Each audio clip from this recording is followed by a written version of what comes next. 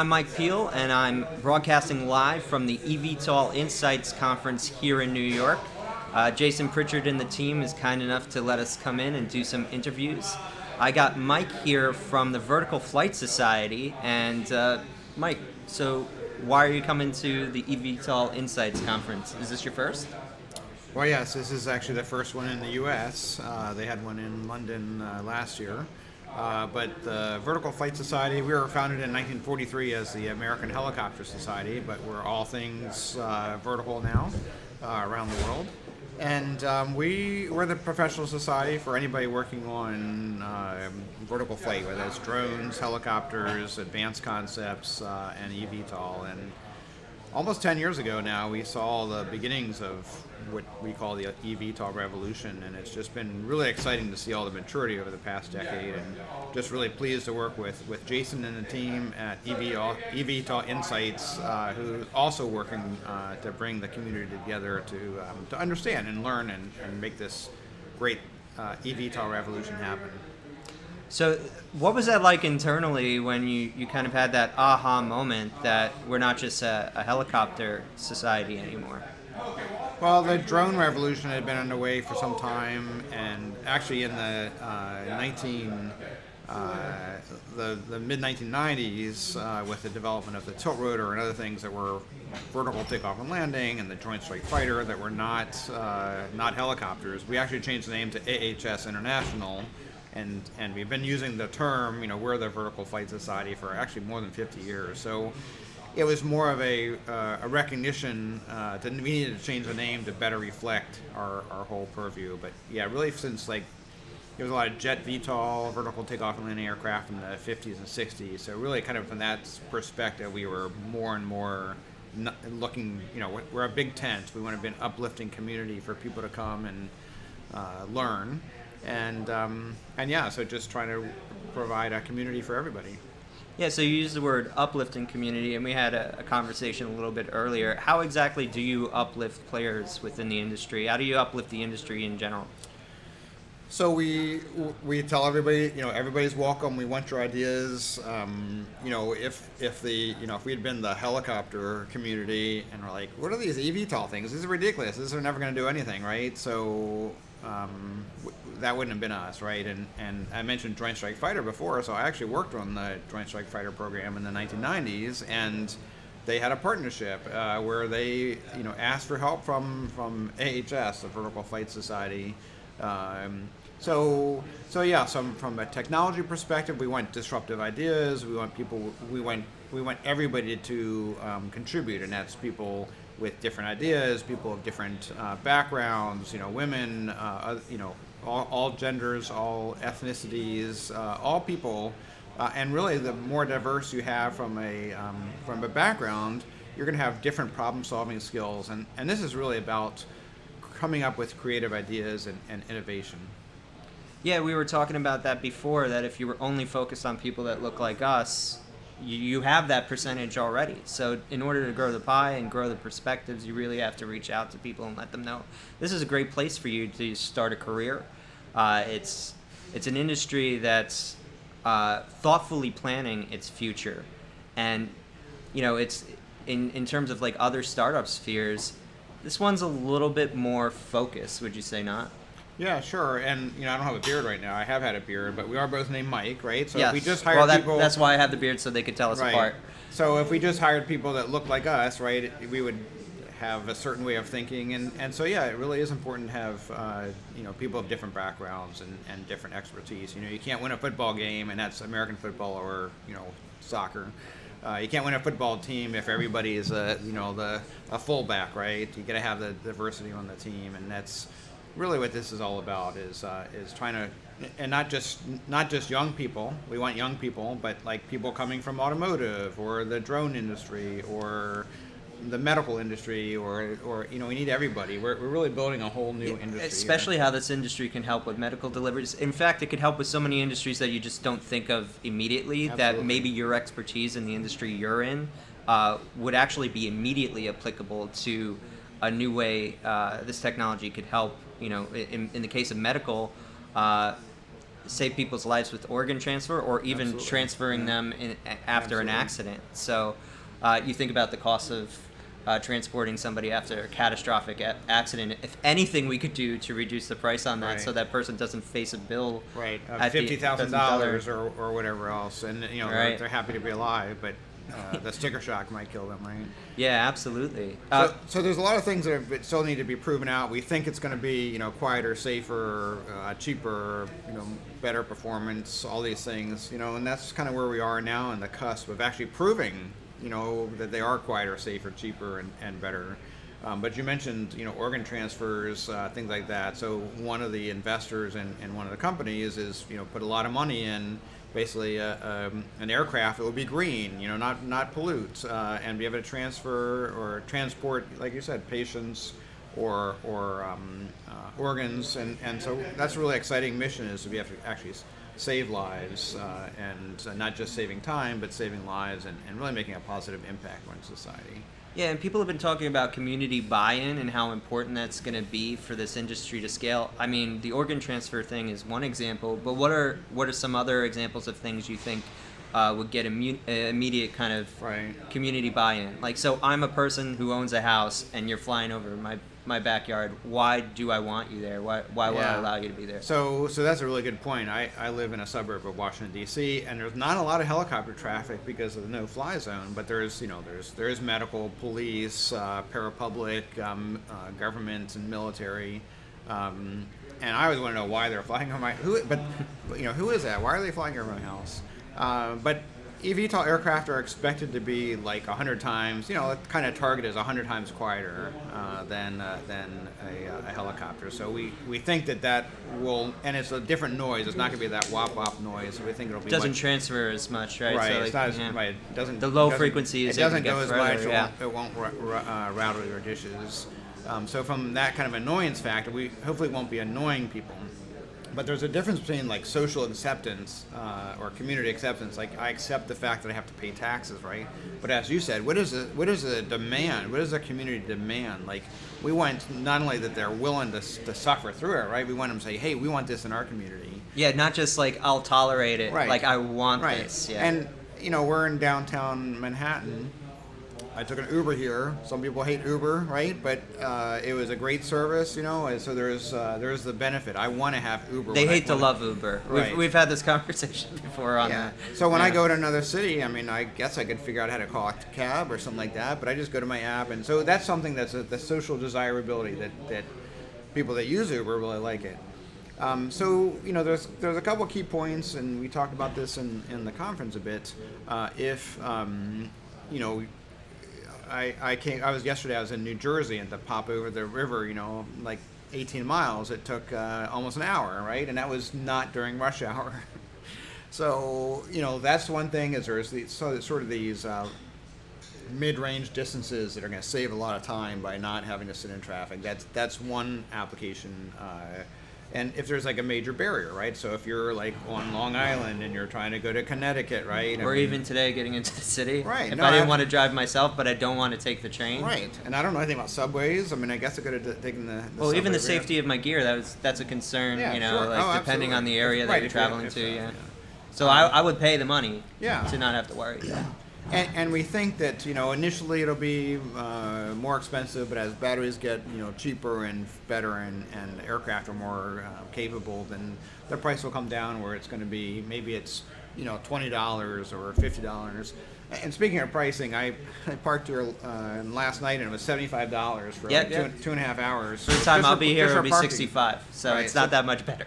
Yeah. So just for Yeah. parking, and if I could have taken an Uber or eVTOL for $50 here from New Jersey, right? I mean, that would have been tremendous. So we think there's a lot of different use cases for maybe military applications, cargo, and this is really something like Middle mile. And, yeah, this is something more like the invention of the jet engine or invention of the smartphone. Okay, when people first the first iPhone, like, it wasn't really that great, but it was so revolutionary, and You kind of just knew.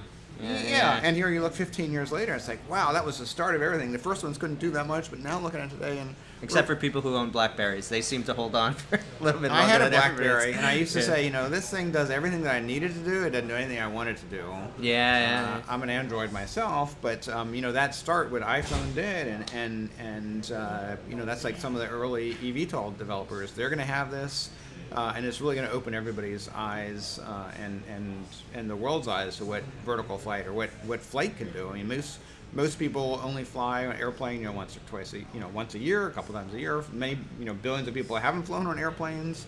So this is really something that will bring, we hope, aviation to the masses.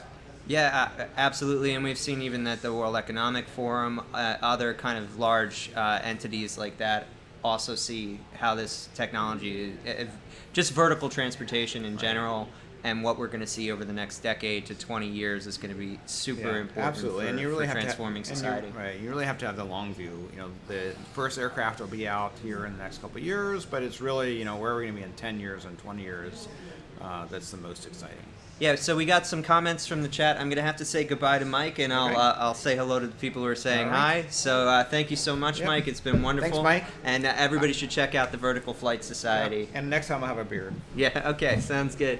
So I just want to say hi to Tony. Hi, Tony. Thanks for saying hi. And also, Dawn is out there in the background wishing me a great conference with Jason. So I found this amazing person, Eves. Come on over. So Turbulence Solutions is his company, and we were having a nice little chat before. Tell the audience what Turbulence Solutions does and why its technology will be important for the eVTOL market. All right. First of all, hi, and hi to the listeners as well. We have developed a system consisting of software and hardware components that can be used to cancel out turbulence in flight, and we believe that it can enable smoother rides for the passengers, a better availability even when the weather is bad, and also fuel savings and an increased safety overall. I didn't even think about that, fuel savings, but clearly if you're having to overcorrect, I'm running on a gimbal today, and if the weight is over, then it's wasting power, right? So that could actually, a small kind of disturbance can actually lead to a lot of fuel wasted, right? Yes, exactly. And it could be a big barrier for the operations. If the routes have to be shorter, or if there's rerouting, it could become challenging, especially with the battery technology only getting there. We hope that we can help in that area. So you mentioned rerouting, but actually your technology could help people not have to reroute, yes, right? We could just fly straight through the turbulence. So we've talked about microweather. We actually had our friends from True Weather do a product release with us recently, so you can take a look at that. Weather, it matters, right? It matters a lot for flight. So how exactly, I mean, without giving up the secret sauce, does your technology kind of combat turbulent weather conditions? Well, we have a sensor in front of the plane that measures vertical airflows. And then the measurements are translated into flat movements, and the flat movements are rapid and in frequency with the turbulence that occurs, and so it can be cancelled out. It kind of works like noise cancelling. That's an easy way to imagine it. So I had mentioned machine learning before because it seems like everybody kind of slaps that word on things, but one of the things that machine learning technologies usually get wrong is even the makers don't even know how it's solving the problem. But like your technology actually knows how it's correcting. Yes, right? It's a deterministic system. That means there's no uncertainty. We know how it will react based on the sensor inputs, and the space of reactions is closed, not as compared to machine learning where, well, anything could happen. And we believe that this will make the certification easier because as far as I know, no machine learning, or it is very hard to certify machine learning systems. Yeah, well, I know just from my conversations with them over the years, the FAA doesn't like to leave anything up to chance. I think we even heard, I forget the NASA speaker today, but she had mentioned combustibles, like Yeah. just even the slight chance means that it will happen over the course of time. And when we're dealing with air travel, we don't even want that slight chance. We want beyond Six Sigma Yeah. reliability. Right? I'm not saying that it is not a possibility in the future, but right now we are focusing on a deterministic system. So, what exactly about the eVTOL space, or just air taxis, whatever you want to call it, really kind of got you interested in applying your technology? We believe on the one hand that the technology, that eVTOLs are the future. Looking at the presentations out there, it seems obvious that there's space for it and that it will be a big market in 5, 10, 15 years. And on the other hand, we believe that our technology could enable the industry to combat the influences of weather, to increase the perceived safety, to increase the comfort of the passengers. That's why we are here. We want to understand the space. We want to understand how we can help. And so far, it has been quite insightful. Yeah, when I first kind of got introduced to the eVTOL concept, let's say I think 6 years ago, a lot of people were selling it as just a big drone. But it's not just a big drone, is it? Yes, it's much more than a big drone. It's actually close to airplanes. It's close to small airplanes. The ones you sometimes see, Cessnas. It's close to that, and turbulence is an issue for small airplanes in particular, and especially in the areas where those airplanes are going to fly, where the eVTOLs are going to fly, in lower altitudes, in cities, in metropolitan areas. The weather conditions are just different, and turbulence is occurring all the time, especially in the urban canyons here in New York. It could be very challenging. So wait, what? Urban canyons here in New York. So you're talking like upstate New York? No, the skyscrapers. Oh, urban can. Yes. I was, I'm okay. sorry about that. Yeah, no, all right. So that makes sense. That because I mean this is a supremely complex environment, Yeah. right? And in terms of even the need for infrastructure, a lot of people have been talking about that. So as somebody who doesn't have to deal with the infrastructure being built out, Yeah. what do you think support technology-wise has to happen and be developed for this industry to really take off? That's a difficult question. I would say it's outside of our expertise, but I think vertiports in cities are kind of crucial to actually make the eVTOLs be more than helicopters. Right. So basically, there's going to need to be some investment in infrastructure, is what you're saying. I guess so, but it's far out of our expertise. But we hope that we can help with the infrastructure part as well. How so? It's very early, but weather is an issue for airports, and we hope that we can work with data to maybe help in that area as well. Awesome. So, what other industries do you work in? Because like we've been talking about eVTOL stuff. That's why we're here, right?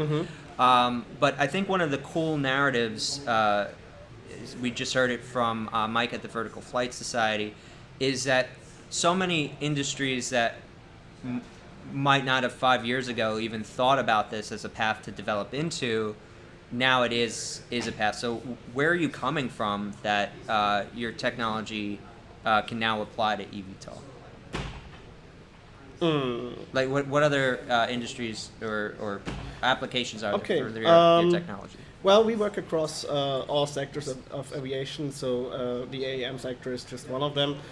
We also work with small airplanes, and we are also looking at larger airplanes, the ones most people know when they take a trip, when they go somewhere, when they travel somewhere.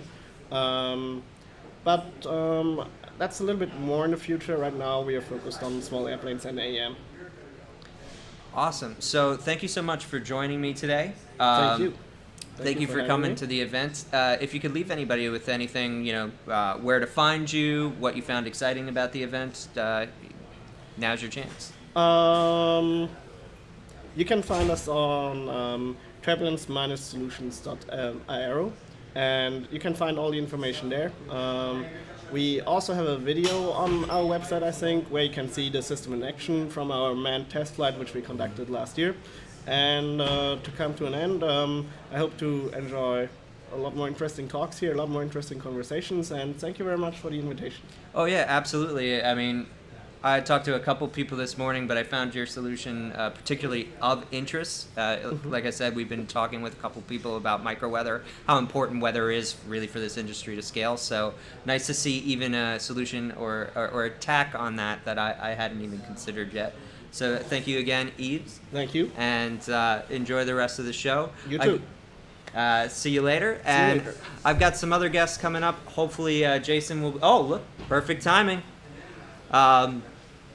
So we've got the man of the hour. Yeah, feel free to jump in. So the reason we're all here, happy to finally see you on camera. We missed you yesterday because, it's hard to get Wi-Fi in on site sometimes. Okay. So I gotta keep a little quiet. So we'll try to talk directly into the mic. So Jason, second event, right? Yeah. First time in New York City though. So he came to first my time time. of the yard. You might hear an accent, so he's not actually from from here. Although, no, it's absolutely great to finally have everyone here as well. So as you can probably hear, we've got people coming in. We've got over 100 people that's currently speaking now. So you'll see there we've got Star, which opened up our presentation earlier today, which was amazing. Currently listening to Sandra Brasino from Jaunt Air Mobility, who was just doing a bit more about their Jaunt journey as well. So as Mike was saying, we really want these events to be something where we can bring the whole industry together and really a way of engaging, having those conversations, because this industry is only going to get more and more important. So having people like Star, like Sergio, like Simon, Adam Goldstein from Archer, we've been really humbled by the amount of people that's here, and hopefully we can continue more of the conversations that we have sort of for now and obviously for the future too. Yeah, I mean, I can tell you I've already learned a lot while I was here. Sergio's talk specifically was like the dream crusher.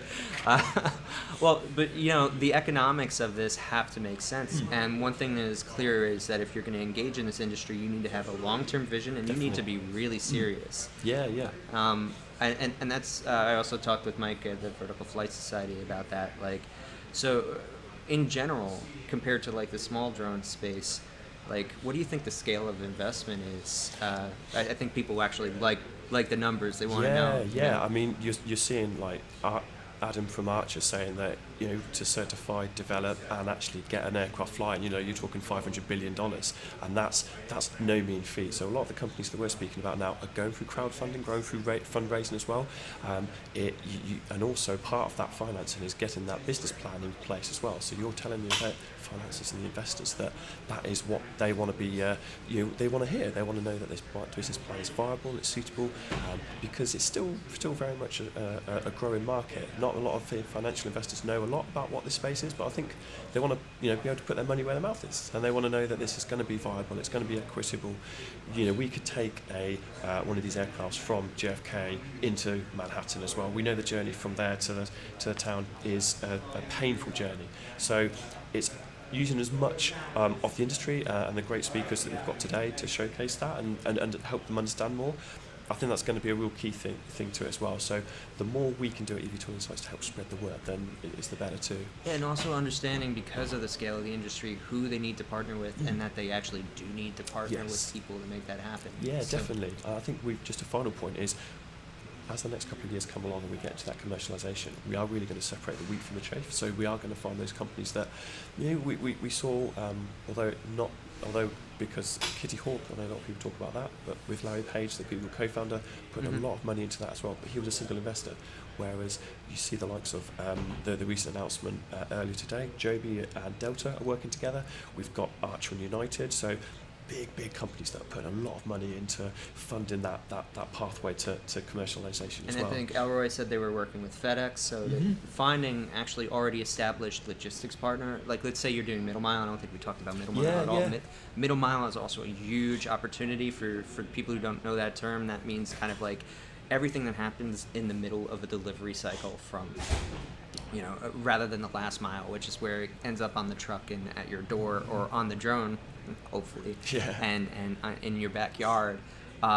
There's a lot of opportunity for middle mile for this technology, and that's more money. Yeah, right? absolutely. And I think it's really key to tell people that it's not just about travelling from point A to point B. As Kofi at Elroy said today, is there's a lot of air logistics is a massive market. The Amazon effect, as Kofi said in the presentation too, delivering from point A to point B, not just for passengers but also for drone deliveries as well.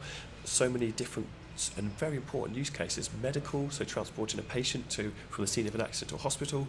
We saw in COVID pandemic transporting medical supplies from hospitals to sort of rural communities that would take otherwise hours to get to. So the technology itself is really sort of showing that there is a huge potential to make make the world a better place and to make it even better than what it is at the moment. Yeah, I'm even getting inspired while I'm here, just thinking about all right, so COVID happened, our logistic network breaks down, right? If we have other options, things don't get stuck as much, right? So if we're thinking about what happened at the ports, right? That backup, there's only one way to get that stuff out of there. What if you can now also get it out of there vertically and alleviate the congestion? That changes the entire dynamics around demand side kind of Exactly, and blockage. And Joe Ben Bever, as we know, CEO and founder of Joby Aviation, his mission is to save, I think, 1 billion people in the world 1 hour a day. And just think what we can do with that 1 hour. Spending time with family, meeting up with friends. No one likes sitting in a traffic jam. So anything that can be done to reduce the time it spends taking in a car to the air, but also from the drone logistics, as we said, to be in a position where they can actually get their packages quicker, and from a business perspective, it gets delivered quicker, and more people want to be part of that too. So. All right. Any final words, Jason, to leave the audience? Yeah, no worries. It's just really a case to say thank you ever so much, everyone who is, even if you're not in person as well, your humble support is always greatly appreciated as well. We are going to be doing more of these events, so please stay tuned on our website and our social media channels. Mike, it's great to meet you in person. Yeah, great as well, to finally and, meet you in person too. Really appreciate your support. Hopefully as well. this is the first of many streams, and Definitely. we saw a lot of people out there, so we brought a few more people to the event. Thank I you hope very that they much. got inspired and that they'll see you at the next one. Yeah, appreciate that. And any questions as well, anyone, please feel free to drop me an email or on social media as well. We're on eVTOL Insights, we're on Twitter, Instagram and LinkedIn, but also editorial at evtolinsights.com for general inquiries. But very much look forward to hearing from you soon. All right, I'm going to let Jason go because he's got to get back to his amazing event right now. But thank you again. No worries. Thanks so I'm much. just going to say some goodbyes to the audience, and then Perfect. we're going to close the stream. Excellent. Thanks ever so much, Mike. All right, so I want to thank Teresa Alani for saying hi, and also Olga sorry, I'm going to get your last name wrong, Aristizabe. Who said thank you. Thank you for joining us today. It's been an amazing time here at eVTOL Insights. That was only a small taste of the amazing people who were here. We mentioned Elroy and Archer. You should also check them out. We got our friend Don Burkhoff from True Weather here. This is kind of the cream of the crop of this industry, all came to talk and kind of network. So keep an eye out on evtolinsights.com and see if whatever their next event is. I know we'll be having people from this community join us on the full crew at some point soon. If you liked what you saw today, please hit the subscribe button, that notification bell, smash the like. All that helps us grow. We grew 130% over last month. That's going to be it for today. You could also go to fullcrew.io and subscribe so you never miss another special broadcast live from events near you. See y'all later out here.